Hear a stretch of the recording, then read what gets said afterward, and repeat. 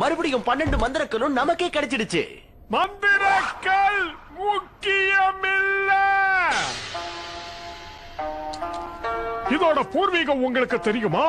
சிண்டு மட்டும் தீய சக்தி இல்ல, அதோட சேர்ந்து 7 தீய சக்திகள் இருக்கு. அவங்க எல்லாருமே அந்த காலத்துல இருந்த மக்களை மிரட்டி வச்சிருந்தாங்க. அந்த பேய்கள்ல ஆம்பளையாக இருந்தாலும் பொம்பளையாக இருந்தாலும் எல்லாருக்கும் ஆளுக்கு ஒரு சக்தி இருந்தது.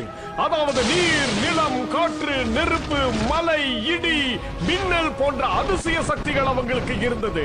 இந்த சக்திகள் ஆக்கப்பூர்வமா பயன்படுத்தாம மக்கள் அடிக்கிறதுக்கு அவங்க எல்லாருமே பயன்படுத்தினாங்க. அப்ப முன்னோர்கள் அந்த 8 அசுர சக்திகளையும் தோக்கடிச்சு அதை கட்டுப்படுத்தினாங்க. அதுக்கப்புறம் பயங்கர மந்திர சக்தி மூலமா அந்த 8 அசுர சக்திகளையும் ஒவ்வொரு இடத்துல பூட்டி வச்சுட்டாங்க.